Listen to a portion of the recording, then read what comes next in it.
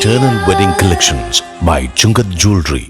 ഇതെല്ലാം എന്റെ കല്യാണത്തിന് വാങ്ങിയതാ. വാവ്, ഇതെവിടുന്നാ? MV Chacko Gold and Diamonds Angamaly. മയക്കുമരുന്നിനെതിരെ CPIM Ernakulam ജില്ലാ കമ്മിറ്റി സംഘടിപ്പിക്കുന്ന വിപുലമായ പ്രതിരോധ പരിപാടികളുടെ ഭാഗമായി അങ്കമാലിയിൽ മനുഷ്യക്കോട്ട തീർത്തു. 200 കേന്ദ്രങ്ങൾ, ജാഗ്രതാ സമിതികൾ രൂപീകരിച്ച് ടെൽക്കു മുതൽ കോതോളങ്ങര വരെ രാഷ്ട്രീയ, സാമൂഹ്യ, കലാ, സാംസ്കാരിക രംഗത്തെ പ്രമുഖർ ഉൾപ്പെടെ മനുഷ്യക്കോട്ടയിൽ അണിനിരന്നു.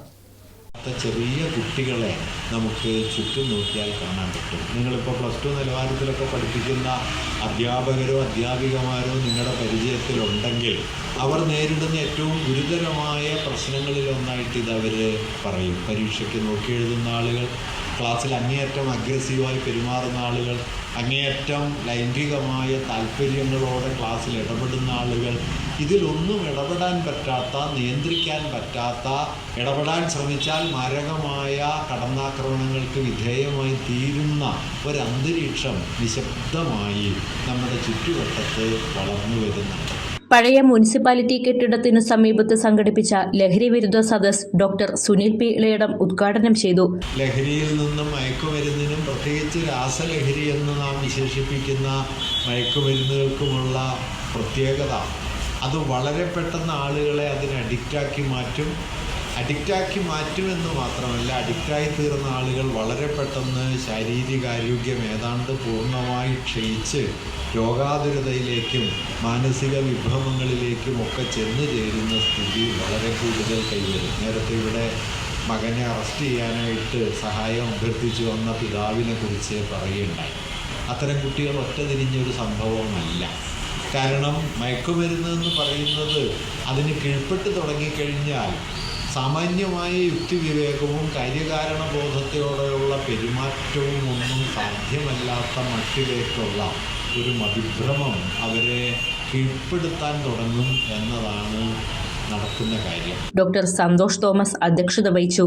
യാക്കോബായ സഭയുടെ അഭിവന്ദ്യ പിതാവ് ഏലിയാസ് മാർ അത്തനാസിയോസ് മെത്രാപ്പൊലിത്ത, മുൻമന്ത്രി Jose Thettayil, CPIM area secretary KP Rajeesh, Congress S നേതാവ് മാത്യൂസ് കോലഞ്ചേരി, ജനാധിപത്യ കേരള കോൺഗ്രസ് നേതാവ് ജോർജ് കുര്യൻ, കേരള കോൺഗ്രസ് M നേതാവ് മാർട്ടിൻ ബി മുണ്ടാടൻ, RJD നേതാവ് Jason Panikulangara, advocate KK Shibu, CK Salim Kumar, Saji Varghese തുടങ്ങിയവർ സംസാരിച്ചു.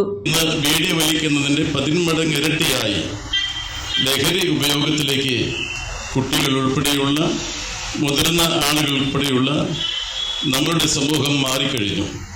ഇളയിടം പറഞ്ഞതുപോലെ